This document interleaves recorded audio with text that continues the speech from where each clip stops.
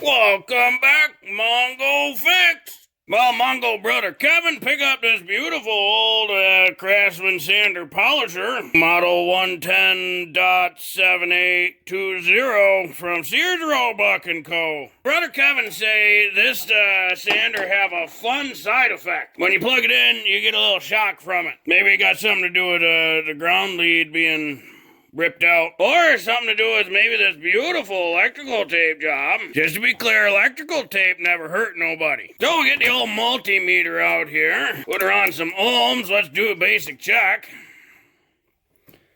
And let's start with our ground lead to the case. And it not connected at all, evidently. Alright, let's check it to the other leads. Nothing, and that's what you want. So let's check this one. Nothing, that's good. And it's not connected to these. And let's try our last one. Oh, we got something. Starts out low, 17 mega ohms. That's an M mega ohms. So it is a lot of resistance. But it's supposed to read open. Not a lot of resistance, infinite resistance. So this lead definitely shorted to the case in some way. I know, Mongo's not gonna plug it in to see what happens. And then this handle's got 3 little Phillips screws in it. Now we can see all the connections. Looks like there is a ground terminal here. And there's another jumper ground to connect this part of the body to this part of the handle. Looks like it's been repaired once before. See which one of these leads this goes to. So it's that one that's got the short to the case. We got our white coming in. That's our neutral. And we got our black coming in. That's our hot. Black goes into the switch. Comes out of the switch. So let's test here. Got 2.9 ohms. Well, Mongo does not like this cord, so Mongo's going to cut it out. Get real close to that crimp. And then we'll check out this connection.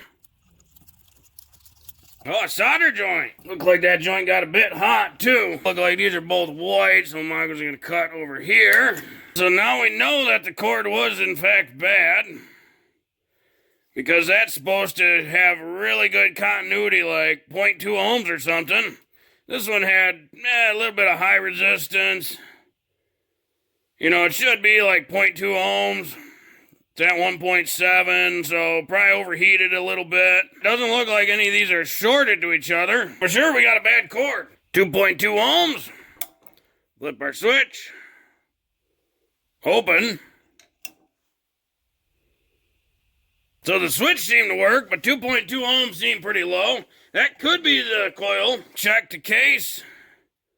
Oh, we got 18 mega ohms there. 17 mega ohm there. Anytime you measure a motor's windings to a case or ground, you should always get OL. You should not get anything in between. Down here on the bottom, bunch of Phillips head screws. We'll take all these out.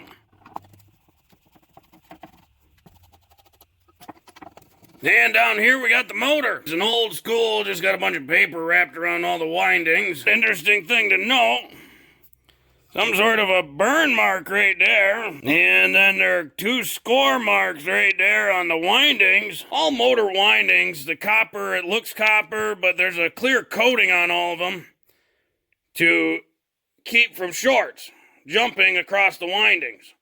Otherwise, you know, when you run the windings across this whole thing, electricity could just enter one side and short all the way to the other. It's got to go through all the windings to create the electromagnetic field. That looks like exposed copper.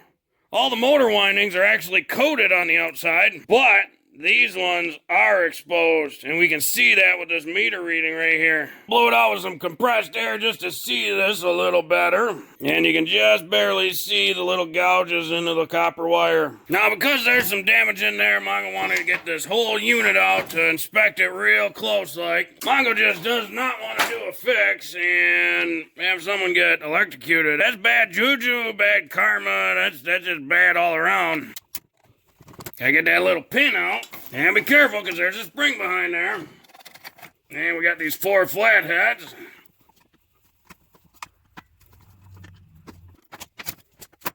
Get that spring out of there.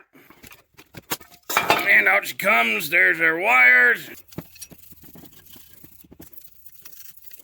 Well, everything cleaned up really well, but we still got our short to the ground. So that means the insulation of the windings has broken down to where there is now a pathway for voltage to get from the windings to the ground. And that's not really safe for anybody, especially the person using it. Now, you may think, well, Mongo, you're in the mega ohm realm. That's still a lot of resistance. This is true. Mongo wired up a 12-volt car battery. It's a DC 12-volt battery, not 120 volts AC. But that's fine. The methodology and the theory behind it still will work and show true. So we'll check our voltage here. DC volts, 12.37 volts. And we're going to go from a ground. And shouldn't matter which winding we go to. So we'll just clamp onto this solder joint here. Because we just want to see when we activate or put energy, voltage into these two coils here. It's going to kick over, but we want to see how much voltage we see to our ground. Because we have a breakdown in the isolation, or we have a breakdown of the resistance from these power windings in these coils to the ground. So that was a 2-volt spike. There's 2 volts. The only difference being when you put this up to an AC current, it's going to chatter back and forth. Because of how that AC sine wave works, it's in essence going to apply power, remove power, and it's going to do that 60 times a second. Whereas DC, it only goes one way, so it kicks over and stops. So anytime you let go of it, then it starts to chatter. And with AC, you won't get that spark because it's permanently connected. We got 2 volts leaking between power and ground. So those windings are junk. And basically to fix this, you'd have to take this whole thing apart and rewind all those coils. And that, if you've never done it, is a very big job.